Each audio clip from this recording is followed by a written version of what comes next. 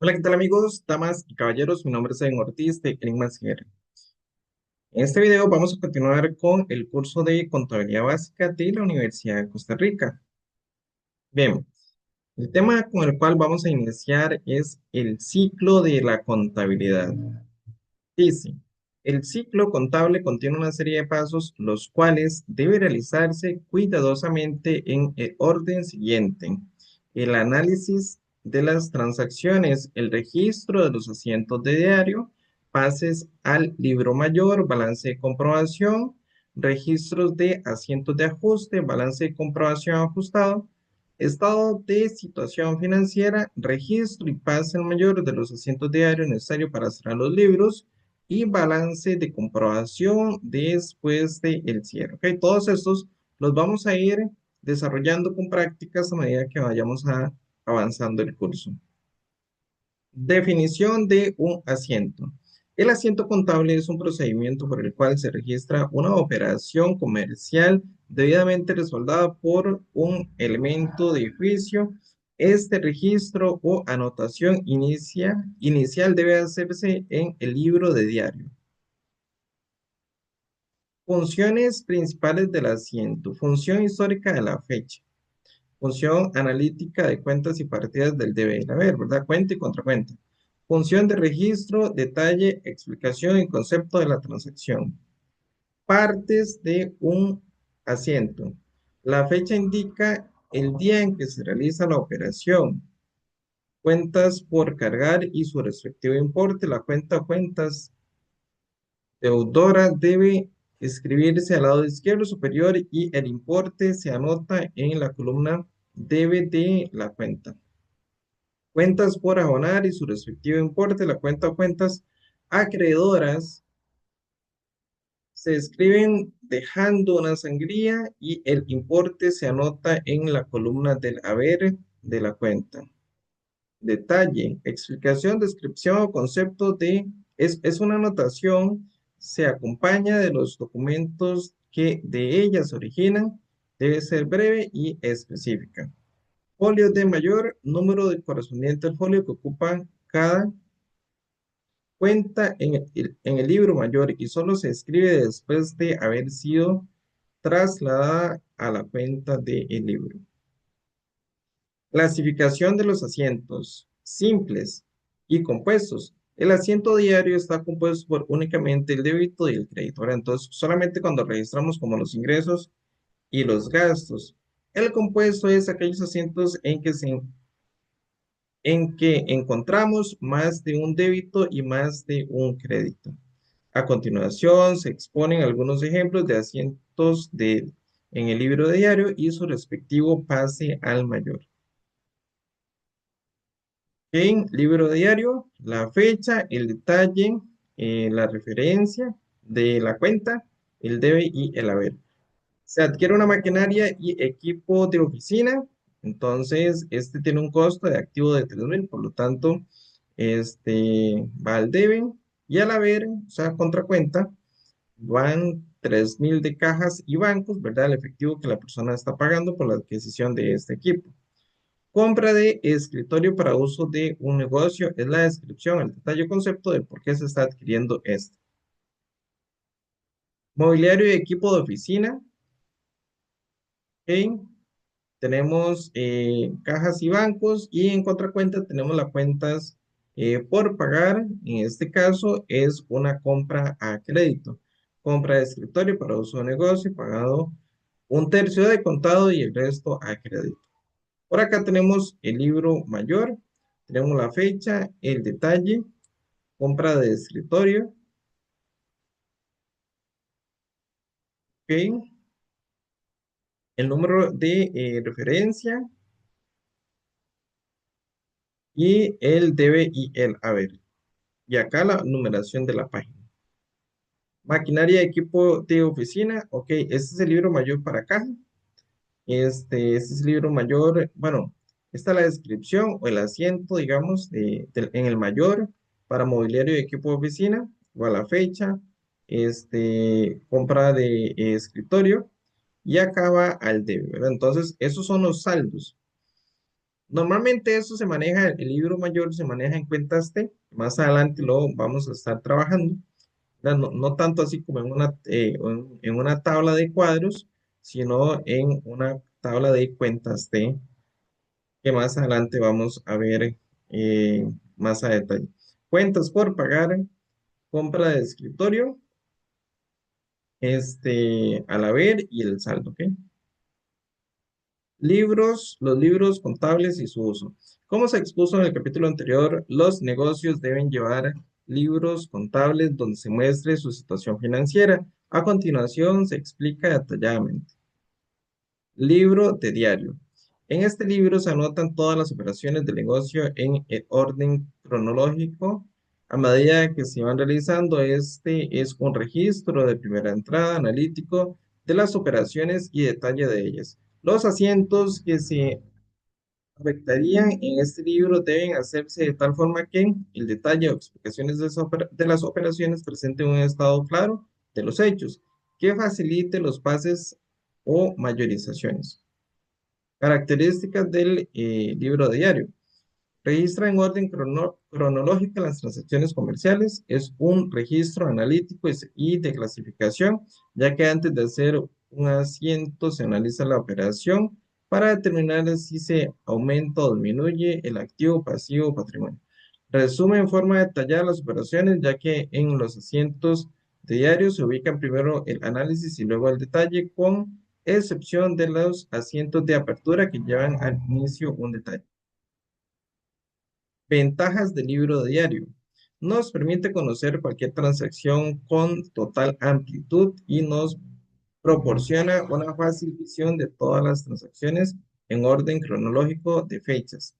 Todas las operaciones se registran en orden cronológico, tanto los análisis de débito como crédito de las operaciones. Permite que el libro mayor sea un libro de detalle muy breve.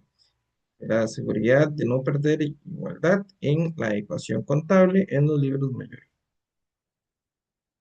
Libro mayor es el libro más importante de cualquier contabilidad, pues en él se llevan todas las cuentas de negocio. En este libro se registran todas las operaciones anotadas en el diario o en diarios especiales.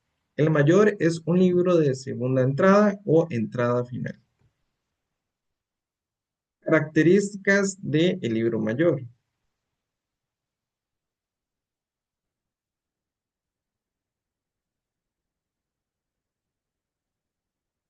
Dicen, se abre una cuenta especial para cada concepto del activo, pasivo, capital y resultados. Sirve para clasificar los asientos según las cuentas afectadas.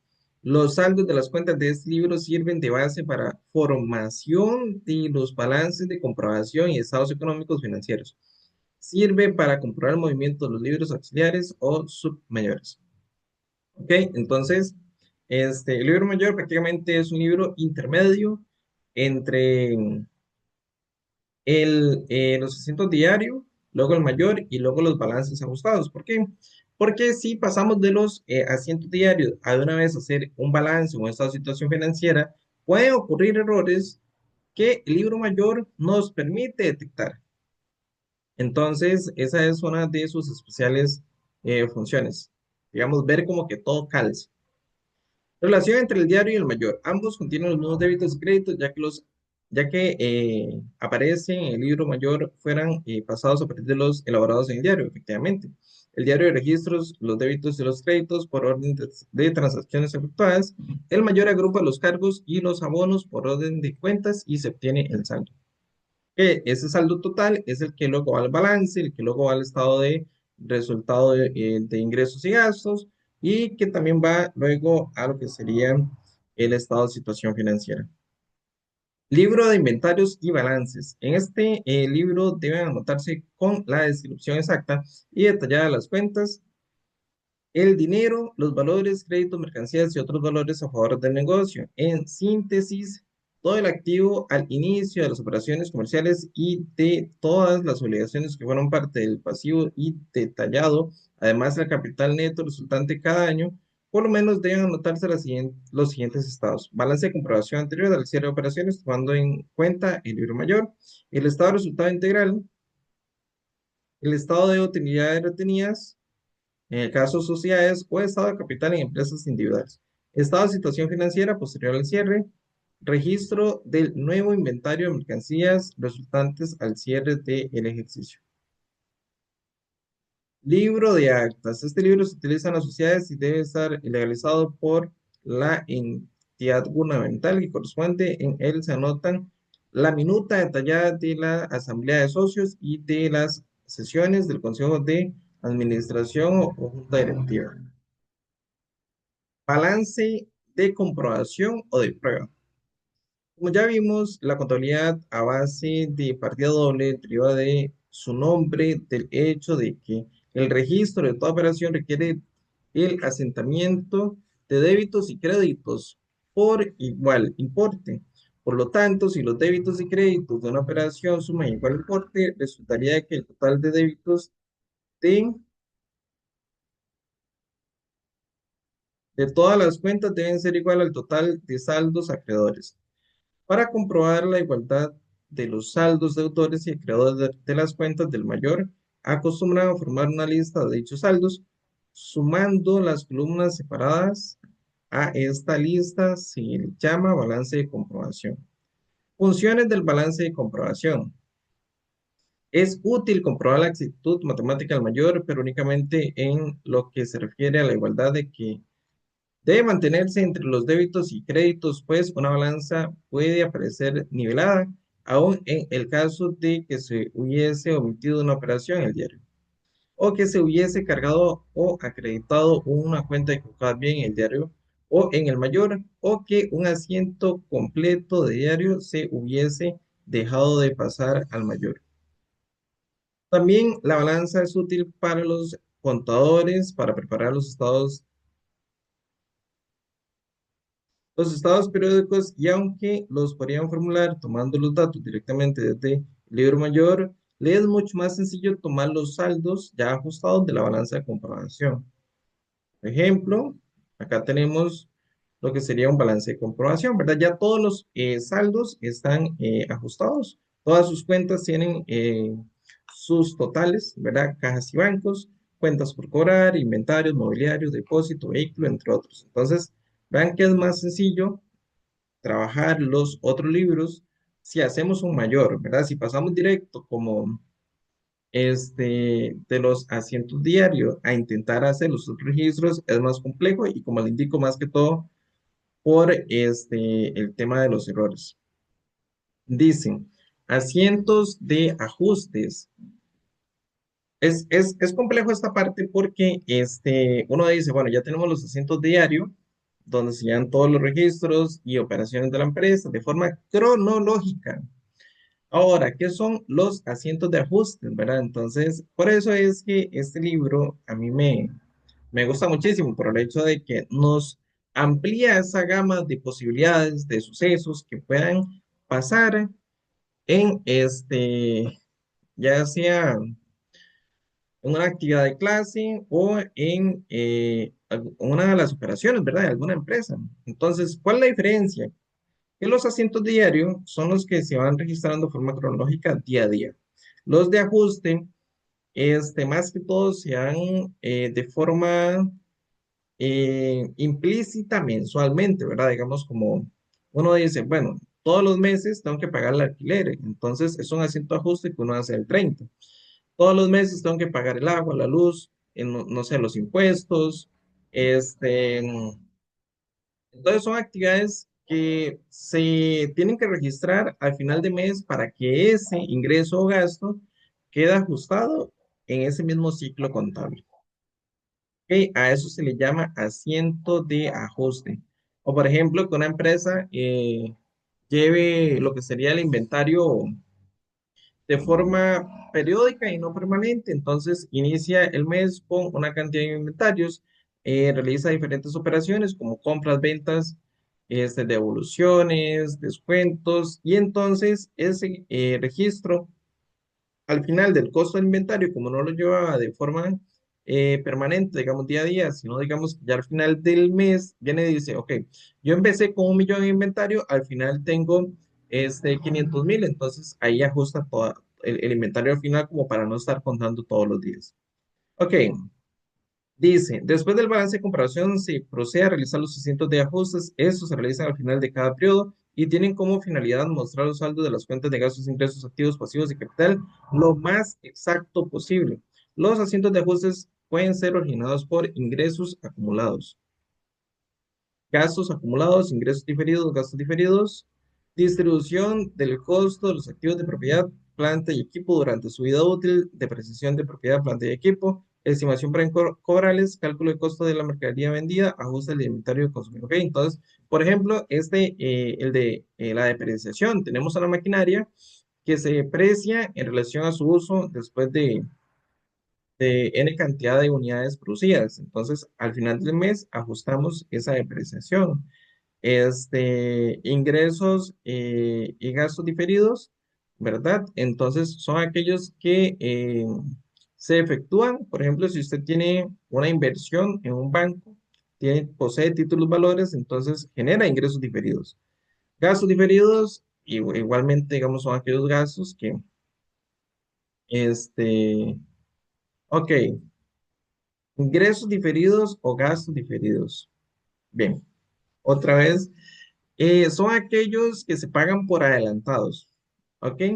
Entonces, son ingresos pagados por adelantados o ingresos o gastos pagados por adelantados. Por ejemplo, el alquiler de la casa, usted dice, este alquiler de esta casa me cuesta 100.000 colones al mes.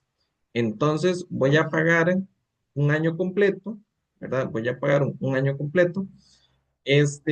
Pero digamos, el gasto usted no lo ha hecho, digamos, no ha hecho todo o sea, no ha consumido un año completo, pero ya lo pagó. Entonces, a eso se refiere como gasto diferido, algo que usted va a estar utilizando y que obviamente ocupan alquilar, no sé, el local comercial para producir, entonces, pero como usted ya lo pagó un año adelantado, entonces luego usted mensualmente va a ir reconociendo ese gasto. Ya ese gasto diferido, luego va a pasar a la cuenta de gastos por alquiler. Entonces, ya la contracuenta del gasto por alquiler no va a ir directamente al efectivo porque ya ese efectivo ya salió. Ok, pero como ese efectivo ya salió, no se hace como el registro del gasto al alquiler por un año de una vez, sino que se envía a una cuenta de gastos diferidos y luego a medida que se va consumiendo, ahora sí, ya usted le va a ir descontando a ese gasto diferido, digamos, el gasto de alquiler. Asimismo con los ingresos diferidos. ¿Qué son ingresos diferidos? Son ingresos de que una persona le paga por adelantado. Ahora hagamos el mismo ejercicio, pero al revés. Digamos que una persona paga un alquiler de un local que usted tiene, esa persona se lo paga un año anticipado, le dice, bueno, este es el contrato, le voy a pagar un año este alquiler, y entonces ese ingreso usted no lo va a reconocer de una vez, digamos, ese ingreso usted no va a decir, bueno, ingresos por este servicios de alquiler, ¿no? ¿Por qué? Porque todavía no ha pasado un año. Entonces, ¿qué pasa? Ese ingreso o ese efectivo se va a la contracuenta de ingresos diferidos y ya ahora sí, cuando cada vez que se cumple, digamos, mensualmente ese alquiler, usted mensualmente, proporcionalmente, digamos, hace ese ingreso por diferido por alquiler versus la contracuenta ingresos por alquiler, ¿verdad? Pero ya todo eso lo vamos a ir contextualizando más adelante. Luego, los gastos o ingresos acumulados, normalmente esta cuenta se utiliza más que todo en los intereses, ¿verdad? Cuando se van acumulando ingresos por intereses ganados o gastos por intereses acumulados que tal vez usted no paga en la fecha específica, pero los declara porque puede que esos intereses se paguen a favor o en contra, digamos, cada trimestre, cada semestre, entonces no salen de una vez o no ingresan de una vez, pero se van acumulando, eso significa. Ven, vamos a seguir avanzando. Tanta explicación y luego seguían cada uno de los puntos. Bien, ingresos acumulados. Son aquellos que se han devengado o ganado, pero no se han registrado mediante un asiento de operación, por lo tanto deberá hacerse un asiento o un cargo a una cuenta de activo y un abono por una cuenta de ingresos, por ejemplo. Ok, tenemos la caja. Ingresos por servicios. Ajuste de ingresos devengados no registrados del mes de septiembre. Ok, bien.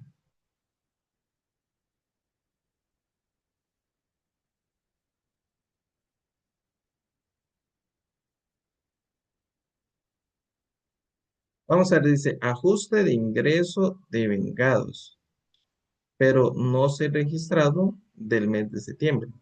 Vamos a ver qué dice gastos acumulados. Son aquellos que la empresa ha incurrido, pero no se han registrado aún mediante un asiento de operación, por lo tanto deberá hacerse un asiento de cargo aún en la cuenta de gasto y bueno, una cuenta de pasivo, por ejemplo.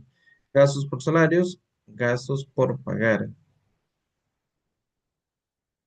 Ajustes por salario, el segundo pago de septiembre a cancelarse el 1 de octubre.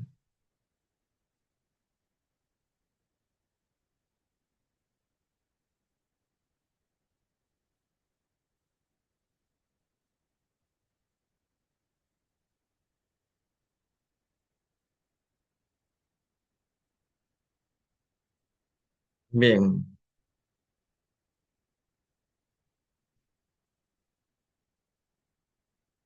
vamos a ver. Luego vamos a ir analizando mejor esto, porque el de gasto acumulado sí me parece, digamos, como un ejemplo correcto, ya que aquí no se está utilizando la cuenta del efectivo, sino más bien que se está creando un respaldo. O sea, sé que debo salarios, por lo tanto genero una cuenta de gastos por salarios y genero una contracuenta de salarios que yo sé que debo de pagar. Entonces, pero aquí no hay, este, por ejemplo, en este momento, aquí no hay una salida o entrada de dinero, solamente, digamos, se declara la operación o se hace el registro para que luego no se me olvide, por ejemplo.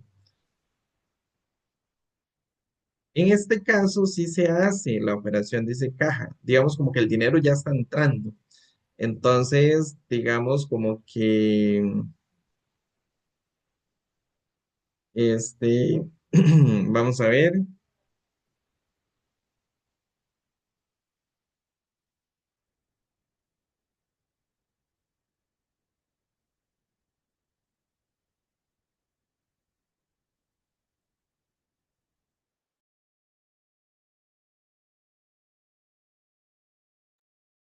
listo. Sí, como que aquí en este asiento no estoy 100% seguro, digamos, si es la mejor forma, ya que como he indicado anteriormente, los ingresos acumulados no es cuando se hace el registro del efectivo de forma inmediata, sino más bien aquí es como que declaramos que yo sé que ya existe un ingreso, un posible ingreso, digamos, de un servicio que yo ya brindé, o mejor dicho, que ya sé que obtuve, que gané, que me deben, ¿verdad? Que en algún momento me tienen que pagar, como por ejemplo intereses, pero no han sido cancelados. Entonces, o sea, aquí me parece, creo yo, digamos que la contracuenta debería ser, por ejemplo, acá, ingresos, vamos a cambiar el color,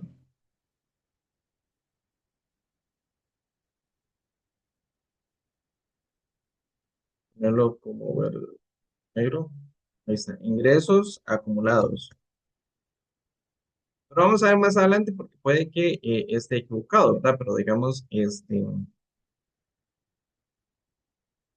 son aquellos que se han devengado o ganado, pero no se han registrado.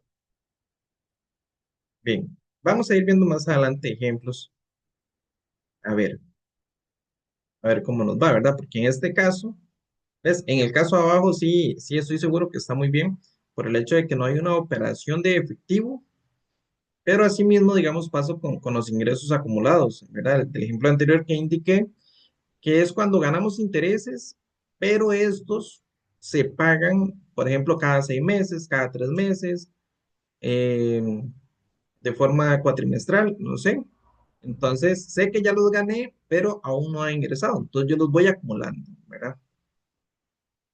Bien, ingresos diferidos. Los ingresos diferidos o cobrados por adelantado son aquellos que se han recibido, registrado, pero no se han devengado o realizado.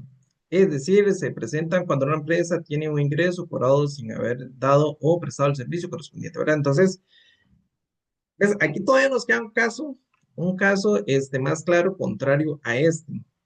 ¿Por qué? Porque en este ingresos diferidos ya el dinero entró, ya digamos, yo lo tengo en la empresa, ya el dinero está en mi cuenta.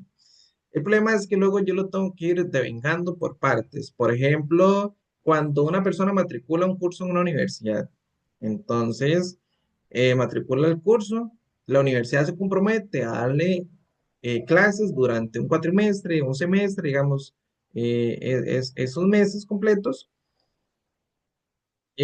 por un dinero que ya la persona pagó la matrícula de forma adelantada, por ejemplo, ¿verdad? Entonces, este es como un ejemplo contrario a los ingresos acumulados, que son aquellos que ya se ganaron, pero no se han cancelado. Entonces, aquí, desde mi punto de vista, no podría ser caja. El gasto acumulado es igual, digamos, es una operación que ya se realizó. Por ejemplo, en este caso, los salarios, sé que debo pagar los salarios, pero aún no los he pagado. Entonces, lo que hago es que genero una cuenta por pagar de salarios. Bien, vamos a ver, estamos por acá. Al final del periodo, la porción del ingreso devengado durante el periodo por la prestación del servicio debe transferirse mediante un asiento de ajuste de la cuenta de ingresos diferidos o cobrados anticipados a una cuenta de ingresos. Por lo tanto, deberá hacerse un asiento de cargo o ingreso diferido y abono a ingresos, por ejemplo. Aquí está ahora sí. Entonces, entra el ingreso diferido, ¿ok? Ahora sí, ves, caja ingreso diferido. No es ingreso prestado por servicios porque el servicio aún no se ha prestado. Entonces, por eso es caja versus ingreso diferido. Se recibe un adelanto de un cliente por la elaboración de varios trabajos de impresión. Ahora sí, ya cuando ese servicio es prestado, ahora sí se declara el ingreso diferido por los servicios prestados. Y ahora sí se puede efectuar ajuste del ingreso diferido que ya fueron prestados. ¿Ok? Luego tenemos lo que serían los gastos diferidos. Los gastos diferidos o gastos pagados por adelantado son aquellos que se han pagado registrados, pero no se han incurrido el gasto, o sea, prestado cuando una empresa tiene un gasto pagado sin haber recibido el servicio correspondiente. Al final del periodo, beneficiado por la erosión o salida mediante un asiento de ajuste, se transfiere una parte apropiada al desembolso de la cuenta activo o cuenta de gastos, por lo tanto deberá hacerse a un asiento cargo y abonos de diferidos, por ejemplo. Ok, póliza de seguros pagados por adelantado. Entonces yo pagué una póliza que asegura mi empresa por un año.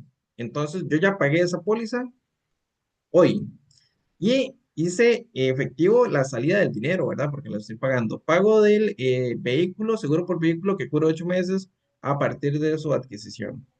Ok, entonces yo registro la salida del dinero versus póliza de seguros pagados por adelantado.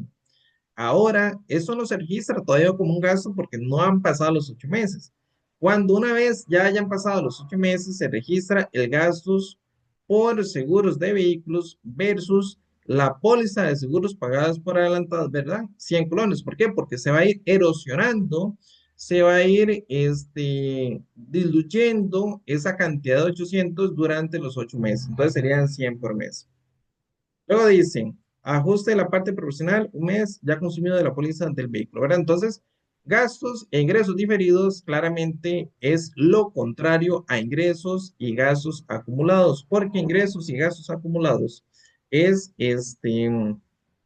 cuando ya o sea, ya uno sabe que se han ganado, pero digamos, todavía no ha llegado la fecha de pagarse.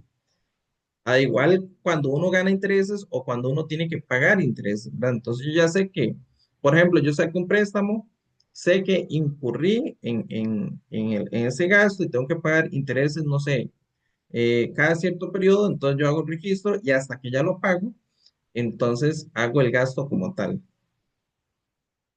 Bien, vamos a continuar. Depreciación de activos fijos. Vea que todos traen como una misma línea, son como cosas que se van a ir depreciando en el futuro, dice.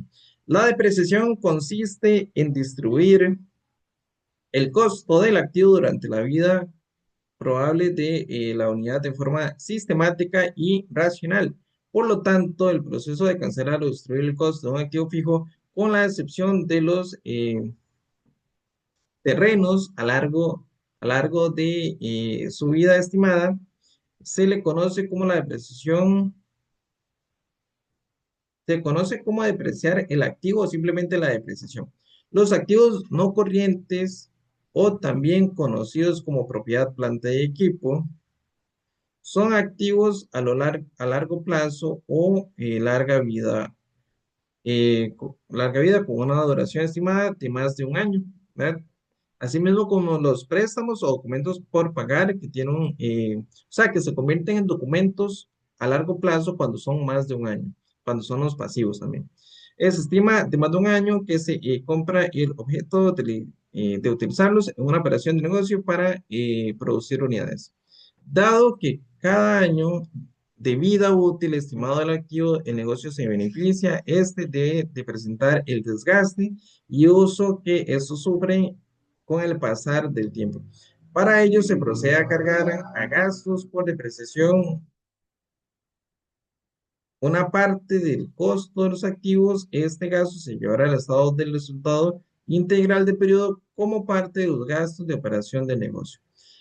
Esto ayuda, digamos, a generar un escudo fiscal, ¿verdad? Ya que entre más gastos usted presente, entonces va a tener que pagar menos impuestos al final.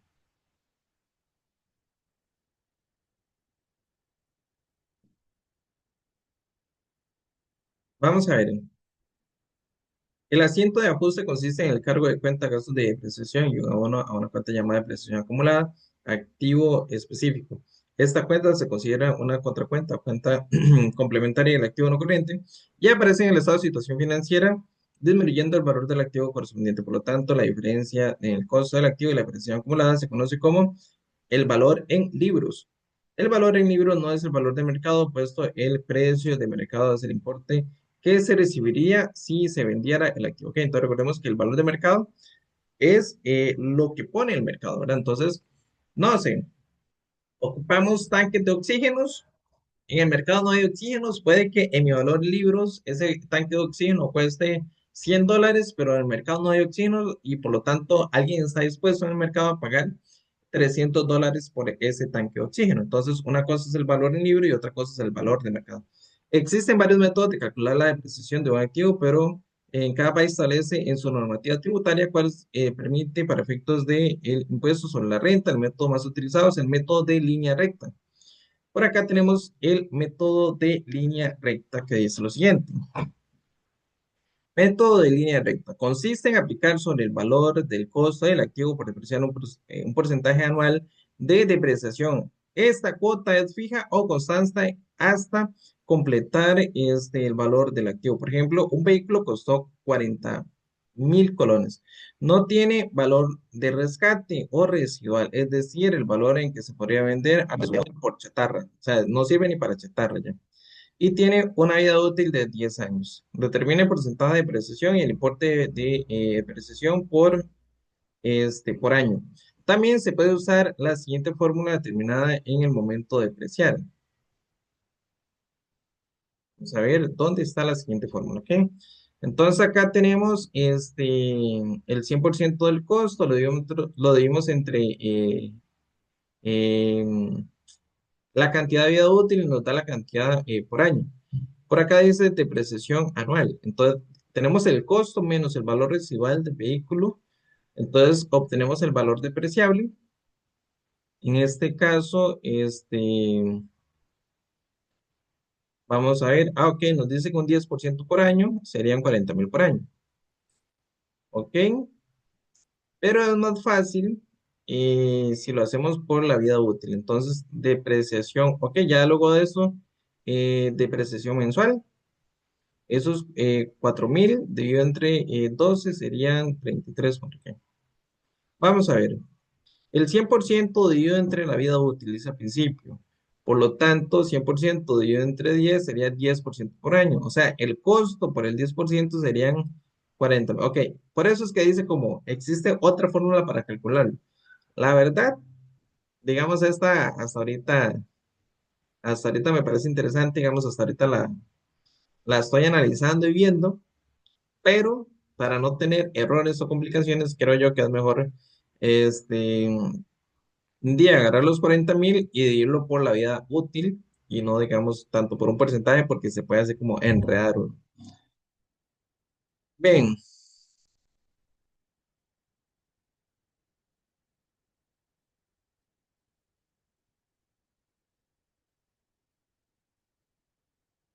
ok. Sí, aquí lo que está pasando, yo como un 10%. No, sí está correcto, o sea, sí está correcto, se está haciendo por la cantidad de vida años de vida del activo, ¿verdad? Yo dije, ¿cómo se saca por un 10%? Pero no. En este caso es que el 100% dividido entre la cantidad de años, en este caso, la cantidad de años ¿dónde está el activo? Vamos a ver, 46. Si estamos en la página 47. Sí, en este caso, lo que pasa es que el ejercicio está estableciendo 10 años de vida útil. Entonces, por eso es que aparece el 10%. Vamos a ver,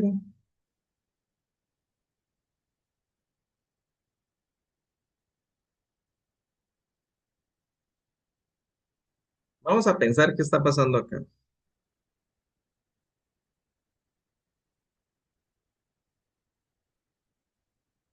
Dice el 100% del activo dividido entre los años. Sería 10% por año.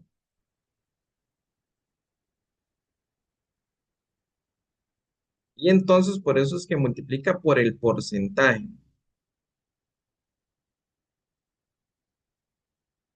Pero es más normal decir como 40.000 dividido por 10 años, no tanto por un 10%. Ok, entonces, sí estaba lo correcto desde el principio que decía como que acá aplica un método y aquí otro, digamos como acá aplica un método de calcularlo por el porcentaje, algo así como 40.000 por el 10%,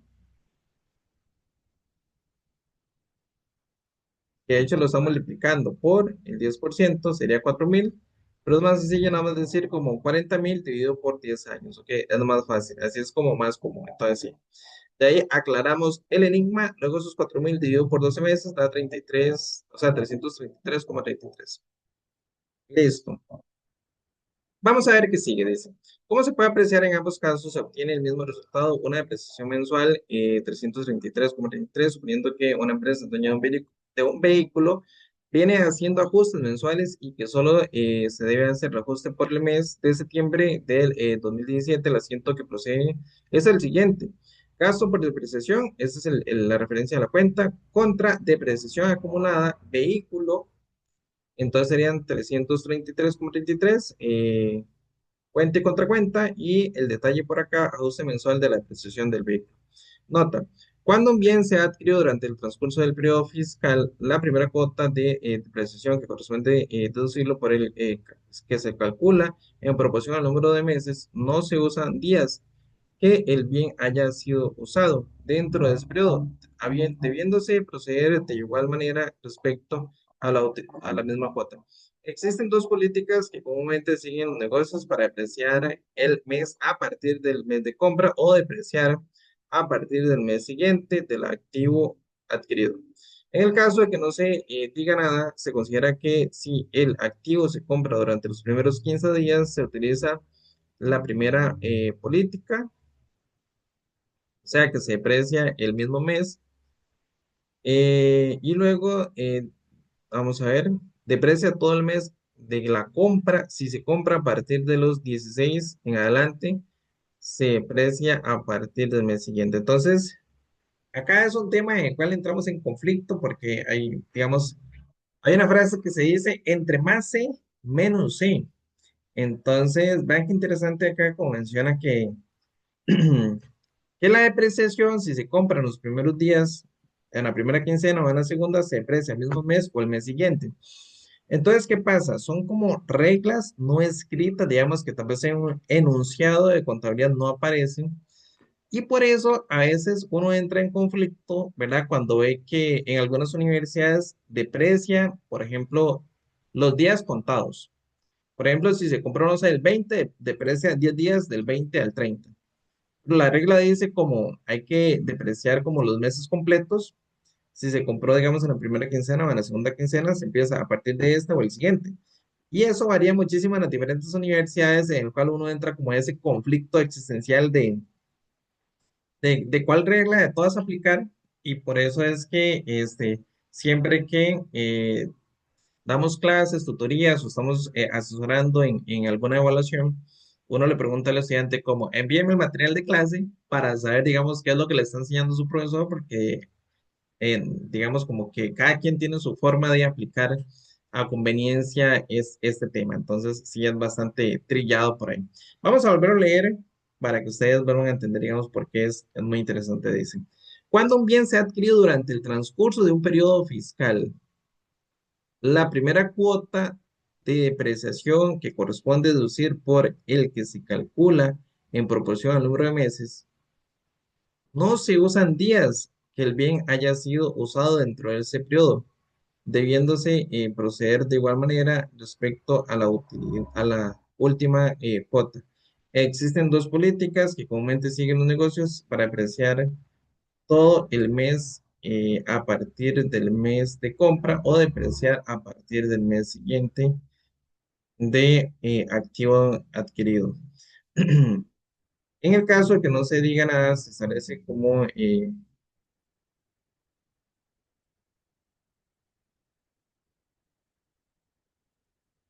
sí. Otra cosa que podemos analizar acá es esta primera línea. Dice, cuando un bien se ha adquirido durante el transcurso de un periodo fiscal. Entonces, puede que la regla, digamos, sería como en este caso, como es en septiembre, entonces puede como que se aplique, digamos, todo el mismo mes de septiembre y no solo días, o todos el siguiente mes. Bueno, esto, digamos, para las personas que saben que antes los periodos fiscales terminaban en septiembre, ahora, digamos, finalizan en diciembre. Entonces, todo depende cómo se lea. Pero bueno, vamos a seguir avanzando. Ya luego en las prácticas o los ejercicios que este mismo libro trae, vamos a ir analizando y evaluando todas estas dudas que vamos a ir creando a través del curso. Estimación por incobrables. Entonces uno dice, bueno, ¿para qué tienen que existir las cuentas y luego van a existir las contracuentas, digamos? O sea, ¿para qué voy a crear una cuenta que se llame, no sé, cuentas por cobrar? Y luego, digamos, una cuenta por no cobrar. ¿Por qué? Porque la estimación por incobrables son esas cuentas que yo no puedo cobrar. Entonces, es muy interesante, digamos, como que no se envían directo al gasto, digamos, como, porque al final no fue un gasto de que se generó, sino, digamos, como que primero se guardan en una cuenta por incobrables, ¿ok? Primero se tienen que guardar ahí para después poderse declarar como gasto, o sea, como pérdida. Dicen, es normal que un negocio venda mercancías en servicios a créditos y que tenga algunos clientes que no puedan pagar en sus cuentas. Esas cuentas se conocen como incobrables y clasifican bajo el nombre de pérdidas por incobrables o gastos por incobrables. Por lo general, es difícil poder determinar cuáles serán los clientes que no pagarán sus cuentas. Por lo tanto, si se desea que el importe de las cuentas por cobranza que aparece en el estado de situación financiera sea correcto o razonable, es necesario obtener una estimación de las cuentas que con el tiempo se volverán incobrables. El asiento de ajuste consiste en un cargo de la cuenta de gastos por incobrables y un crédito a una cuenta de compensatoria o complementaria de, eh, de un activo, llamada estimación por incobrables. En libros de texto poco utilizados se les encuentra con el nombre de provisión para cuentas dudosas o reservas para cuentas malas. Entonces, mejor estimación para cuentas incobrables. Esto de como provisión para cuentas dudosas suena como raro, ¿verdad? Suena ya como el mercado negro. Dicen, Esos nombres no se pueden usar, dice, o no se deben usar. Las cuentas deudoras es una cuenta de gasto y la cuenta creadora representa una cuenta de disminución de las cuentas por cobrar del estado de situación financiera, es decir, se, eh, se restarán de las cuentas por cobrar. Existen varios procedimientos para el cálculo de la estimación por incobrables, que son un porcentaje de las ventas, un porcentaje sobre el saldo de las cuentas por cobrar o la aplicación de cédula o análisis de antigüedad de saldos. Bien, vamos a ver, dice, por ejemplo, una empresa de servicios, según su experiencia en los últimos años, decide cargar la sumación para incobrables con un 2% de sus cuentas por cobrar totales, que a la fecha suma un total de 12.000 colones, por lo que procede a realizar el ajuste. Ok, entonces las empresas dicen, bueno, normalmente lo que vendemos siempre hay un porcentaje que no nos compran. Aquí eh, datos históricos, probablemente ellos calculan que es un 2% el monto que no van a ser posible cobrar. Entonces dice gastos por incobrables versus estimación por incobrables y se calcula un 2% de 12.000 colones, ajustes por las cuentas incobrables, ¿verdad? Entonces, eso es para saber realmente, digamos, como cuáles son las cuentas que probablemente sí las vayan a pagar. Otra situación que nace de esto es que no se envían directo al gasto, ¿verdad? De gastos como pérdida, por el hecho de que esta estimación por incobrable puede que las personas, o sea, es una estimación, por lo tanto pueden que las personas sí paguen en el tiempo, ¿verdad? Entonces, ya luego hay que revertir ese asiento. Dice, las cuentas de estimación para incobrables llevarán el valor de las cuentas por cobrar del estado de situación financiera, tal y como se muestra a continuación. Cuentas por cobrar versus o contracuentas, estimación por incobrables, 240. Cuentas por cobrar neta, 11.760. Ajuste de inventario consumido.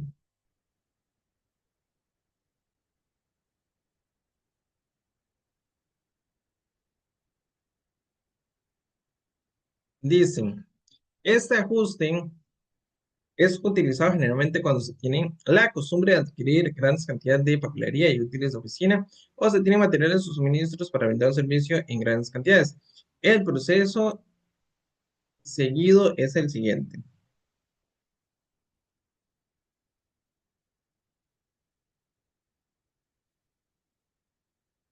Al final del periodo se realiza un inventario físico de la papelería y útiles de oficina o de suministros, y el importe de ajuste es la diferencia entre el inventario inicial más los cambios, compras y el inventario final del activo respectivo. Por ejemplo, si a principios de septiembre se tenían 20.000 en suministros de oficina y durante el mes se compraron 35.000, se contaba con un disponible de 55 en total, ¿verdad? Los 20 iniciales más los 35. Suponga entonces que a final del mes se realiza un conteo físico de los suministros y únicamente quedan 12.000 en suministros de oficina. Si se tenía un disponible de 55 y ahora quedan 12, lo que procede es restarle al disponible lo que queda actualmente, sea el inventario final de suministros de oficina, y de esta forma se determina lo que se gastó durante el mes de septiembre. Ok, bueno, este método es un poco complejo, ¿verdad? Porque es mejor llevar los registros cronológicos, porque uno al día está bien, registra, digamos, como tanto la entrada como la salida. Pero ¿dónde está el problema o el pequeño detalle acá? El problema está en que y prácticamente asumimos como que todo lo demás fue gasto, ¿verdad? Entonces pasa mucho en las empresas agrícolas. ¿Qué pasa? Que imagínense que una empresa agrícola compre sacos de abono o compre, no sé, suministros para la operación, bolsas, cajas, cartones, este, químicos, y entonces nada más digan como, teníamos tanto de eso y al final vemos que en bodega solo hay de eso, entonces declaramos el otro como que se gastó, pero pudo no haberse gastado, ¿verdad? Pudo que de que alguien se lo robó también. Entonces, si no llevamos ese registro actualizado y dejamos como todo para el final, entonces puede que esa papelería de esa cantidad de hojas, tal vez alguien se llevó, no sé, 20 RedMap para la casa y las tiene ahí guardadas para uso personal, ¿verdad? Entonces, Siempre es importante esta parte de justificar el registro alimentario de quién lo saca y por qué y todo lo demás, ¿verdad? Entonces, ok, entonces al final el total disponible serían 55, al final quedaron 12 y entonces el gasto fue 43. Se realiza una cuenta de gastos de suministro de oficinas versus la salida o la deducción del activo de suministros de oficinas, ajustes por suministros de oficinas utilizados durante el mes. Luego tenemos contabilidad de base de efectivo y base acumulada o de vengados, ¿ok? Existen dos bases principales para asignar los ingresos y los gastos a los periodos o ejercicios económicos, la base de efectivo o la base de acumulación. Base efectivo dice, sobre una base pura de efectivo no se considera ningún ingreso de las cuentas de crédito hasta que recibe los cobros. Las compras no se registran mientras no se hagan los pagos y no se consideren los inventarios. Entonces, eso es muy interesante porque a veces se dice como se hizo un contrato de que se hizo un pedido de 20 camisas, ¿verdad? Digamos como para vender o comprar. Pero no hay una factura, no hay una transacción, o sea, se hizo como un acuerdo de manos. Se hizo un acuerdo de que yo voy a comprar 1000 pares de medias. Entonces está el acuerdo, pero digamos, todavía no se ha generado ni se ha recibido el producto. Entonces, ni una ni la otra. Entonces, eso es como meramente un contrato nada más por encima, ¿verdad? Dice otra vez, dice, sobre una base pura de efectivo, o sea, hasta que no hay plata, no hay nada. No se considera ningún ingreso de las cuentas a créditos que se reciben los cobros, las compras no se registran mientras no se hagan los pagos y no se consideran los inventarios. Los ingresos provenientes de otras fuentes se consideran ganados en el ejercicio en que se han cobrado su importe. No se considera ganado ningún ingreso por servicios prestados, sino se ha cobrado el dinero correspondiente y cualquier cobro en efectivo por servicios que deberá presentar a futuro, se considera como ingreso o ejercicio en lo que se efectúan los cobros, aunque no se hayan hecho nada para ganarlos. ¿Ok? Luego dice, cualquier cobro por efectivo que deberá prestarse en futuro se considera como ingreso del ejercicio. Ok, entonces vean que esta es en base del efectivo, o sea, una vez entre o salga el efectivo, ya se considera, digamos, como que la operación se efectuó. Los gastos se consideran aplicables al ejercicio en donde ha efectuado el pago del efectivo. No aparece ningún cargo por cuentas incobrables en el estado de operación, puede sin ganancias. Por, porque no se contabilizan ganancias alguna hasta que no se ha cobrado las cuentas. Tampoco existe cargo alguno por depreciación por que todo el costo del activo no corriente se considera un gasto del ejercicio en que se realiza el desembolso de su compra. Es obvio que semejante base de contabilización resulta inaceptable para un negocio que tenga sumas importantes de gastos acumulados o pagados por adelantado, o ingresos acumulados y cobrados por anticipación de activo no corriente de inventarios de cuentas por cobrar o de cuentas por pagar. Lo que generalmente se usa es una base mixta de efectivo y de vengado. Así se aplica el método efectivo a los ingresos o gastos acumulados o diferidos y además no se consideran estimaciones para cuentas incobrables, montos aproximados de cuentas por cobrar que se estima no serán canceladas por los clientes. Y para el resto de las cuentas se usa la base de acumulaciones. Esta podría ser la base de registro para negocios individuales que no quieren optar por la base de acumulaciones y cuyo fin es cumplir con las obligaciones tributarias como un abogado, un dentista, un doctor y otros profesionales liberales, ¿ok? Entonces, luego tenemos las bases por acumulaciones.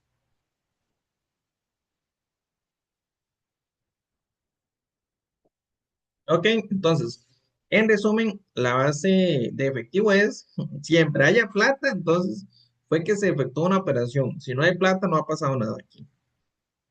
Base de acumulaciones.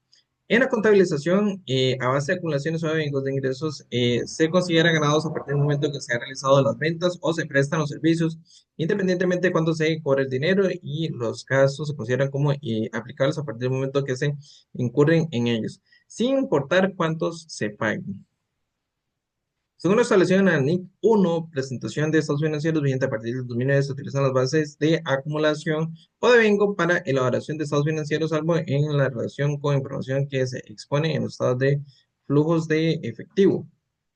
¿verdad? Porque digamos ya en los estados de flujo efectivo, ahí es como el estado de flujo efectivo, de a cuánto yo en verdad tengo en efectivo en mi caja, o sea, en mi chequera, en mi billetera, en mi cuenta.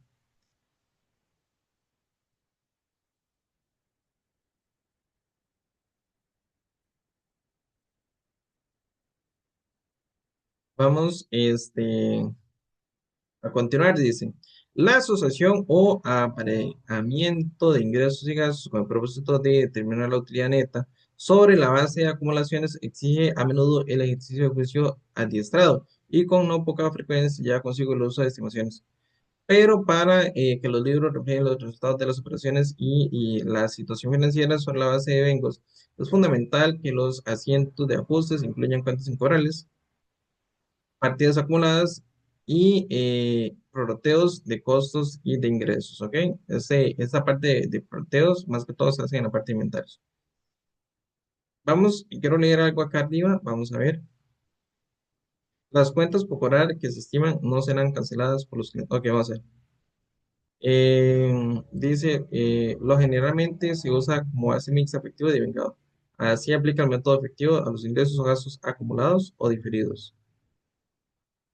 Además, no se consideran las estimaciones por cuentas incobrables, montos aproximados de las cuentas. Ok, aquí no hay una estimación de las cuentas que, o sea, aquí nada más es como lo que se debe o no se debe. En cambio, en esta sí dice que se utiliza.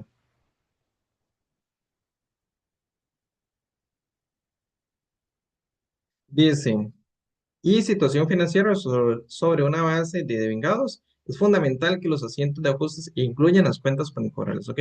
En estas, con base acumulada sí, en base efectivo no, en base efectivo es como lo que hay. Casos especiales de los asientos de ajustes. Gastos pagados por adelantados. Si el cargo originalmente fue una cuenta de activo, el asiento de ajuste en el que siempre es cargo de la cuenta por el gasto, ya uno la cuenta de activo. Si el cargo original fue una cuenta de gasto, entonces el asiento de ajuste sería el cargo de una cuenta de activo y el abono a una cuenta de gastos por la parte no consumida. Ingresos cobrados por adelantado. Si el abono original fue una cuenta pasivo, el asiento de ajuste es el de siempre, que es el cargo de la cuenta pasiva y un crédito en la cuenta de ingresos. Si el abono original fue una cuenta de ingresos, entonces el asiento de ajuste será un cargo a una cuenta de ingresos y un abono a una cuenta de pasivo por la parte no pagada. ¿Ok? Bien, 2.610 dice balance de comprobación ajustado. Como una forma de corroborar la igualdad que debe mantenerse entre los débitos y los créditos de los asientos de ajuste, se realiza un balance de ajustado. Es similar al balance de comprobación, solo que facilita datos más exactos y precisos de los movimientos del periodo. Es a partir de esa balanza que se procede a la elaboración de los estados financieros. Digamos, la balanza de comprobación ajustada es como ya la última, ya la final, digamos, como que ya pasaron todas las transacciones, todo el libro mayor, todo, y al final aquí es como ver que todo esté en orden, digamos, que todos los cálculos estén bien, digamos, ya se consideran los últimos ajustes de todo lo del mes. Luego tenemos los estados de situación financiera que dice, a partir del balance de comprobación ajustada se procede a la elaboración de los estados de situación financiera según la ANIC 1, presentación de los estados financieros. Un juego completo de estados financieros comprende el estado de situación financiera al final del periodo, un estado de resultados y otro resultado integral del periodo estado de resultado integral.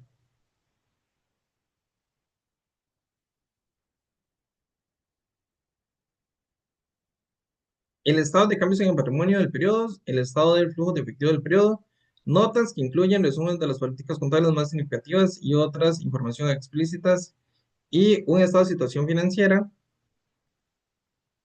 Al principio del primer periodo comparativo, cuando una entidad aplique la política contable retroactivamente, realice una de expresión retroactiva de partidas en estados financieros o cuando reclasifique partidas en sus estados financieros.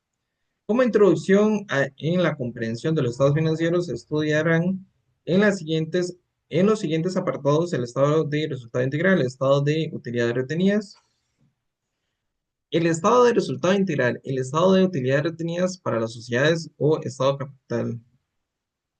Ok, vamos a ver. Me parece acá que hace como una separación de términos o definiciones. El estado de resultado integral es como para las negocios independientes, me parece como ingresos y gastos. Y el estado de resultados de utilidades, no, ya entendí. Vamos a ver. El estado de resultado del periodo y el estado de resultado integral. Bien, vamos a ver. El estado de resultado integral es el de ingresos y gastos y el estado de utilidades retenidas va enfocado más que toda la utilidad. Es que, digamos, en uno se registra como el ingreso y el gasto. En el estado de utilidades es como la utilidad del periodo anterior, la utilidad del periodo actual y también los dividendos. Por eso dice en el caso de sociedades. Luego dice el estado capital y el estado de situación financiera. Ok, entonces vamos a ver, estado de resultado integral. A este estado económico también se le conoce como el nombre de los estados de pérdidas y ganancias. El estado de utilidades, estado de ingresos, gastos, estado de rendimientos, ¿verdad? Estado de resultado integral, o sea, ingresos y gastos. Pero el término más corriente ha sido el estado de resultados. Dice, hasta el 2007, cuando por una modificación de la NIC 1, presentación de estados financieros, se le cambió el nombre por el estado de resultado integral vigente a partir del 2001. Entonces, ya aquí entramos en otro conflicto, porque siempre hay conflictos y conflictos. Digamos, entre más sé, menos sé. ¿Qué pasa acá? Lo que pasa es lo siguiente. Por ejemplo, en la mayoría de universidades, uno va a encontrar como el estado de resultado de resultados. Por eso yo leí aquí arriba y me generó, digamos, como un conflicto mental. Porque acá dice como, se presenta un estado de resultado del periodo y otro, un resultado integral. Y yo como, pero no lo mismo. No estamos hablando de lo mismo. Y entonces ves, digamos, acá abajo la normativa lo aclara. Dice estado de utilidades o estado de ingresos y gastos, estado de rendimientos, vamos a ver, que luego se modificó a estado de resultado integral, ¿verdad? A partir del 2008, antes sí era así, ahora ya no. Bien, dice, este estado muestra como un nombre lo indica el estado del negocio, es decir, el periodo específico del tiempo, o sea, la ganancia, la pérdida que se ha obtenido en un determinado periodo. Por lo tanto, este estado muestra únicamente las cuentas de ingresos y gastos en el estado de resultados integral. Exceso de los ingresos son los estados que se denominan utilidad neta. ¿Ok? Seguidamente se ilustrará un ejemplo del estado de resultado integral de una sociedad que se dedica a la prestación de servicios. Entonces acá tenemos los ingresos, los de gastos y el total de gastos. Bueno, los gastos normalmente bueno, todo se subclasifica. Tenemos ingresos, los gastos de, no sé, ventas, de operaciones, y luego el total de gastos, y aquí el total de ingresos, y luego el total de ingresos menos el total de gastos sería la utilidad neta del periodo, ¿verdad? Porque también está la utilidad bruta y demás, pero eso ya los vamos a ir desarrollando en ejercicios más grandes. Entonces, como para quedar claro ahí, el estado de utilidades o estado de ingresos y gastos realmente se llama el estado de resultado integral. Entonces, para que lo tengan en cuenta. Dice, estado de utilidades retenidas. ¿Ves? Aquí es donde entran los dividendos. Esta es la diferencia de ingresos y gastos que el de utilidades retenidas. Este, es donde entran los dividendos. Vamos a ver qué decía acá. ¿Ves? Aquí es el estado de resultados y el estado de resultados. O sea, dos veces lo repitió de igual. Entonces, este no era I, este debería ser como o uno o el otro, pero al final es estado de resultado integral. Bien, el estado de utilidades retenidas dice lo siguiente. Para las sociedades se utilizan la cuenta de utilidades retenidas o no distribuidas como la representación de la parte del patrimonio social que ha tenido su origen en las ganancias del negocio, se conoce también como utilidades acumuladas. En el estado de utilidad retenida se muestra la utilidad o las pérdidas que se han obtenido en periodos anteriores, las utilidades o pérdidas en el que presente periodo y también se ha repartido dividendos. El total final representa las utilidades retenidas para el periodo siguiente, monto que llevará al estado de situación financiera. En la sección de patrimonio, si se ha obtenido pérdidas en varios periodos, el estado de utilidades retenidas refleja el déficit o las pérdidas acumuladas o superiores sucesivos al estado de utilidades retenidas, que se llama estado de superávit o estado de superávit ganado. A continuación, un ejemplo. Entonces tenemos el estado de utilidades retenidas, que solamente es como para tener una utilidad neta. ¿Ok? ¿Por qué? Porque tenemos las del inicio del periodo anterior más las de este periodo, tenemos un total de utilidades. Luego hay que restar los dividendos y nos da una cuenta de utilidades retenidas ya final, o sea, total. Luego tenemos el estado de capital. El estado de capital, lo que pasa es que van las cuentas de capital, ¿verdad? Digamos como las acciones, bonos, acciones preferentes. Entonces, hay otras cuentas y por eso existe tanta clasificación y siento como que todo está de forma ordenada, ¿ok? Al principio, cuando uno está comenzando en este tema de la contabilidad, puede que sea un poco confuso, pero digamos, a medida de que uno va avanzando y va aprendiendo, se va dando cuenta del por qué es importante llevar este tipo de orden. Dice, para las empresas individuales o unipersonales, en lugar de utilidades retenidas, se mantiene el patrimonio de la cuenta capital, donde se presentan los aportes iniciales como adicionales del dueño. Oigan, dice, ¿dónde se presentan los aportes iniciales? Como la parte del patrimonio que ha tenido su origen en las ganancias. Entonces, imagínense que hay diferentes dueños, entonces cada quien tiene una cuenta como aporte de capital de María, aporte de capital de Susana y así. Y ya al final, así mismo se mide, digamos, qué porcentaje le toca a cada quien de esa ganancia. En el estado de capital se muestra el saldo anterior de la cuenta de capital, utilidad o pérdida obtenida en el presente periodo y también los retenidos que ha hecho el dueño, o sea, los retiros que ha hecho el dueño para su uso personal. El total final presenta la cuenta capital actualizada, monto que lleva el estado de situación financiera en esta sección del patrimonio. Si se ha obtenido pérdidas en uno o varios periodos, estos van disminuyendo la cuenta capital. A continuación, ejemplo, ¿ok? Entonces, capital inicio 650, digamos, es el capital inicial. Pérdida o ganancia del periodo 250. En este caso, como se tuvo una pérdida, ¿verdad?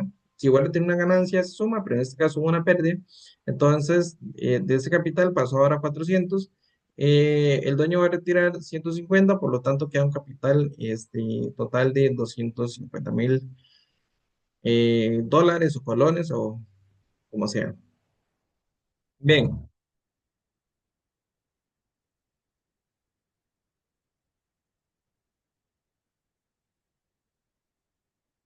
luego sigue lo que sería el estado de situación financiera.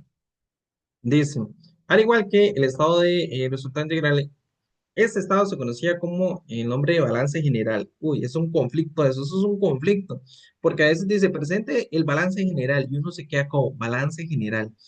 Entonces, siempre es un conflicto, digamos, como, no sé, la vieja escuela y la nueva escuela, ¿verdad? Digamos, porque uno que constantemente intenta como estarse actualizando y demás en relación a términos y definiciones. Hay profesores de otras universidades que cuando este, realizan evaluaciones, exámenes, prácticas y demás, dicen como realice un balance general y yo me quedo, ¿qué es un balance general? Digamos, ¿a qué libro se está refiriendo? Porque el balance de comprobación, digamos, parece el balance general y entonces uno dice, o es el estado de situación financiera o es el estado de comprobación ajustada, o sea, ¿qué quiere decir? Entonces yo le tengo que decirle al estudiante como, pregúntele específicamente al profesor si tal cosa. Entonces, por eso es que este curso es bastante complementario para tener más claro todos estos conceptos y definiciones y así saber, digamos, qué es lo que a uno le está preguntando la universidad. Dice, cuando por la misma modificación de la NIC 1 presentado en los estados financieros se cambió de nombre el estado de situación financiera. Este estado documento contable muestra la situación financiera de un negocio a una fecha dada. El dicho estado de situación financiera se muestra el activo, el pasivo, el capital de negocio de empresas. ¿Verdad? Aquí ya desaparecen lo que serían los ingresos y gastos. Un estado de situación financiera, nada más como los activos, pasivos y el patrimonio y listo, se acabó. El encabezado de estado de situación financiera debe contener tres partes fundamentales: nombre de la empresa, nombre del estado y la fecha. En el cuerpo del estado de situación financiera aparecen el nombre y valor detallado de cada una de las cuentas de pasivo, del activo, pasivo y capital. Existen dos formas de representar el estado de situación financiera: relación, deducción o reporte, conforme a la fórmula siguiente. Normalmente se utiliza esta, ¿verdad? Digamos, el activo es igual al pasivo más el capital. Forma de, bueno, aquí en forma de equilibrio. A continuación se muestran ejemplos de el estado de situación financiera en forma de reporte y una en forma de cuenta. Información de relación de deducción o reporte. Relación de deducción o reporte, o sea, activo menos pasivo es igual a capital. Vamos a ver, el activo, total pasivo, nos tiene que dar el total capital, o sea, 13.500 menos 500, 13.000. Normalmente esta no se usa, yo nunca he visto, digamos, que la pregunten así. Normalmente es así, como el total de activo, 13.500 va a ser al pasivo, 500 más 13.000, o sea, 13.500. Entonces ya hay como, tenía un profesor que decía como, no hay que embarrilar mucho la cancha, entonces, normalmente es nada más, activo es igual a pasivo más patrimonio. La distinción entre corriente y no corriente, ¿ok? Entonces ya quedamos introduciéndonos más a lo que sería el análisis de todo un estado de situación financiera. Dicen, según lo establece en la NIC 1, presentación de estados financieros, los negocios deben presentar sus activos y pasivos, clasificación en corrientes y no corrientes en el estado de situación financiera. La norma establece que serían activos corrientes aquellos que cumplan con cualquiera de los siguientes puntos y por lo tanto los otros serán no corrientes. Se espera realizar o se pretenda vender o consumir en el transcurso del ciclo normal de aprovechamiento de la entidad. Se mantenga fundamentalmente con fines de negociación. Se espera realizar dentro del periodo de los 12 meses posteriores a la fecha del estado de situación financiera, o se trate de un efectivo u otro medio equivalente al efectivo cuya utilización no esté restringida para ser intercambiado o usado para cancelar en pasivo al menos dentro de 12 meses siguientes a la fecha de situación financiera.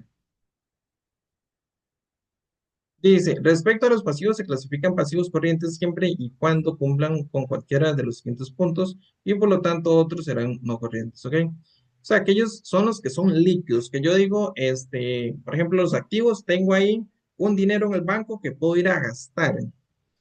Esos son líquidos.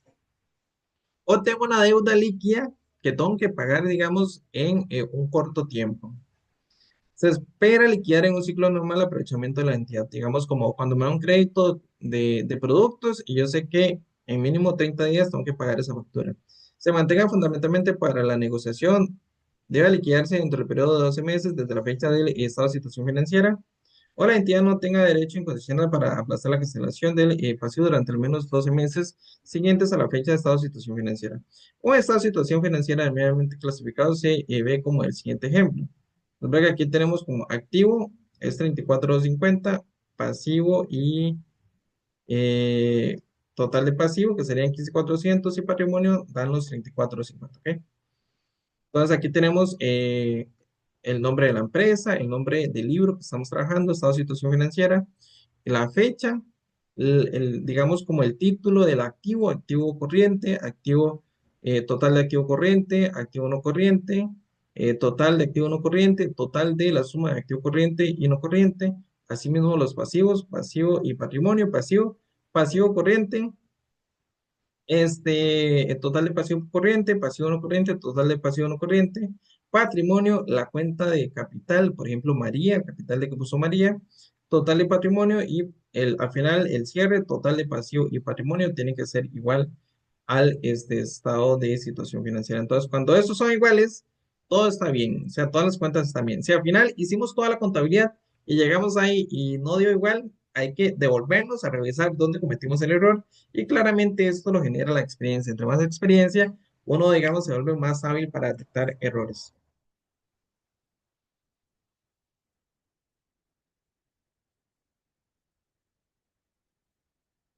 Luego sigue, si el estado de situación financiera presente anteriormente fuese de una sociedad en la selección de patrimonio, encontramos las cuentas de capital social y utilidades retenidas. Cierre de libros y asientos de cierre. El estado del resultado integral y el estado de utilidades retenidas se presentarán en intervalos de anuales y se presentarán en intervalos anuales. Y para poder preparar esos estados se necesitan que las cuentas de ingresos y gastos y dividendos muestren la información requerida y correspondiente precisamente al año que se refiere los estados. Para lograrlo es necesario que al iniciar cada periodo las cuentas de ingresos, gastos y dividendos estén saldadas a cero. Esos saldos de cero se obtienen por el procedimiento llamado cierre de libros. El cierre de libros no solo deja saldadas a cero las cuentas de ingresos, gastos y dividendos, sino que también produce movimientos en las cuentas de utilidades retenidas para las sociedades o en la cuenta capital para las empresas individuales que permite que estas cuentas representen el importe de dicho concepto al final del año. Si bien es la costumbre cerrar los libros al final de año, también se puede hacer en otro tiempo.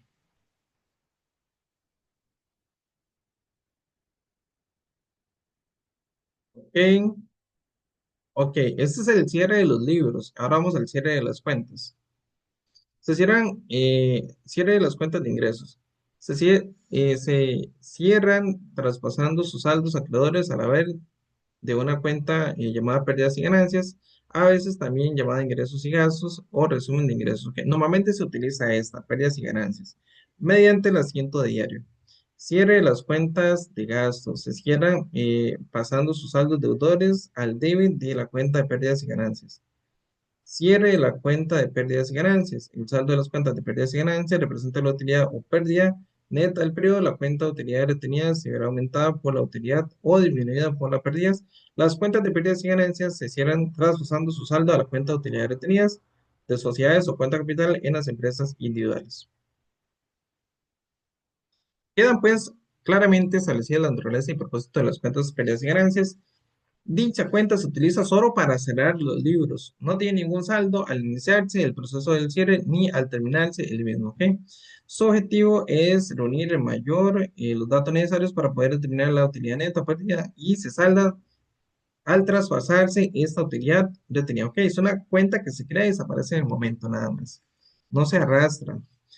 Cierre de eventos o de la cuenta de retiros. Como los dividendos no constituyen un gasto de la cuenta de dividendos o dividendos declarados, no debe saldarse contra las cuentas de pérdidas y ganancias.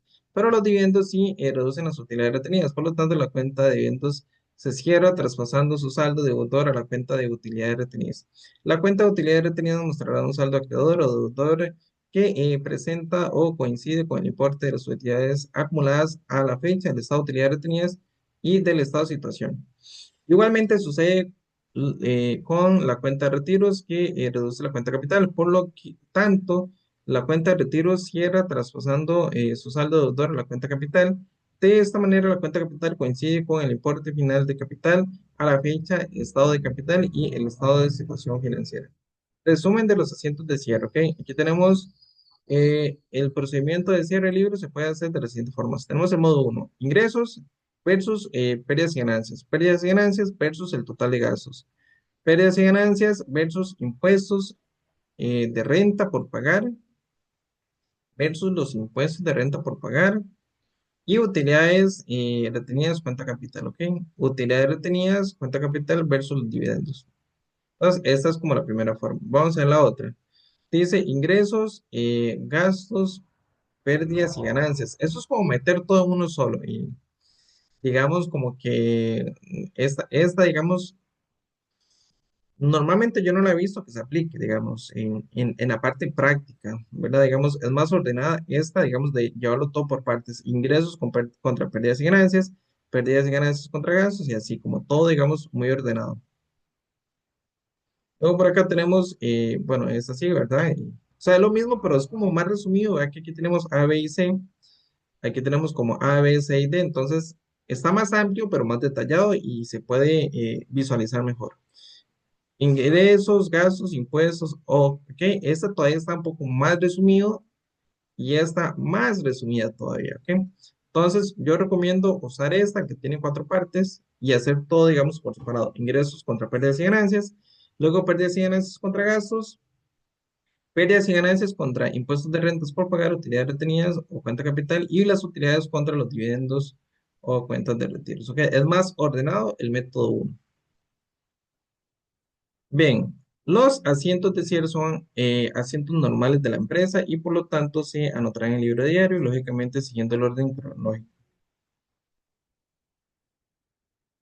Una vez se han realizado los asientos de cierre, así como su respectiva mayorización de las cuentas de ingresos, gastos y dividendos, se representan los cambios en las utilidades retenidas durante el periodo que quedan sin saldo o sea el saldo cero. Mientras que las cuentas de activo, pasivo y capital permanecen abiertas después del cierre de libros al finalizar el periodo. Balance de comprobación después del periodo. Después de cerrar los libros, es conveniente formular una nueva balanza de comprobación para asegurarse de que la igualdad entre los cargos y los créditos en mayor no han sido quebrantados por errores cometidos al cerrar los libros. Antes del cierre, el saldo de las cuentas de utilidad retenida representa el importe de las utilidades retenidas de haberlas al principio del periodo. Los saldos en las cuentas de ingresos y gastos y dividendos muestran los cambios ocurridos en las utilidades retenidas durante el periodo. Después del cierre, el saldo de las cuentas de utilidad retenidas representa el monto de estas al final del periodo. Las cuentas de ingresos, gastos y dividendos están sin saldo, o sea, están en cero. Quedan, por lo tanto, listas para registrar los cambios de utilidad retenidas durante el mes siguiente. Las cuentas de balance de comprobación posterior al cierre serán la base para iniciar la mayorización del próximo periodo para contabilizar, es decir, los saldos ahí representados serán los saldos iniciales del periodo venidero. Localización de errores. Si la balanza de comparación no balanceado cierra con los saldos iguales, debe determinar el importe de diferencia y efectuar los siguientes pasos para localizar el error. Se vuelve a sumar las columnas de los valores de la balanza. Se asegura de que los saldos se han llevado correctamente el mayor a la balanza, observando lo siguiente. Diferencias entre los saldos de las cuentas y los valores que se muestran en la balanza. Saldos de deudas de las cuentas que se hubiesen anotado de haber el balance o viceversa. Saldos del mayor no anotados en la balanza. Se vuelve a calcular los saldos de mayor, lo cual requiere el siguiente, sumar nuevamente el debe y el haber de las cuentas de registros, volver a calcular la diferencia entre el debe y el haber de cada cuenta. Se revisan los pases de diario del mayor, empezando con el primer asiento, el asiento diario, revisar si todos los asientos se calcularon bien, los débitos y los créditos. Al efectuarse esta comprobación, debe estar alerta de lo siguiente, errores de las cantidades. Por ejemplo, esto ocurre mucho cuando se hacen descuentos y evoluciones y cuando se hacen cuentos por pagar, y que dice como se, o sea, se pagó, digamos, un porcentaje y luego otro porcentaje y así. Registro de algún débito diario en el haber de la cuenta del banco mayor o de anotaciones de una cuenta de crédito diario. En el debe de la cuenta del mayor, a medida que se comprueba el pase correcto de cada partida de diario mayor, se pone una marca de check como, bueno, ya revisé. Eso se hace mucho también en lo que son las consignaciones bancarias, junto a la cantidad. Tanto en el diario del mayor, dicha marca general se anota a la derecha de la cantidad. Una vez se ha determinado la comprobación de los pases, se busca el siguiente. Partidas no marcadas en el diario, se revisa si ha anotado en ese mayor. Cantidades no marcadas en el mayor, se revisan si tales partidas constituyen un duplicado supuesto. Podría suceder que la partida de diario se hubiese pasado dos veces al mayor y uno de los pases ya se hubiese marcado en la comprobación arriba mencionada.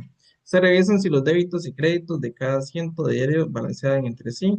Al buscar errores hay que mantenerse alerta de lo siguiente, las transposiciones, por ejemplo, las cantidades 79,85 al pasarse al mayor pueden haberse registrado como 78,95. Entonces, eso es como la dislexia, ¿verdad? Digamos como que uno dice, lo anoté, o sea, lo vi de una forma y luego lo anoté de otra.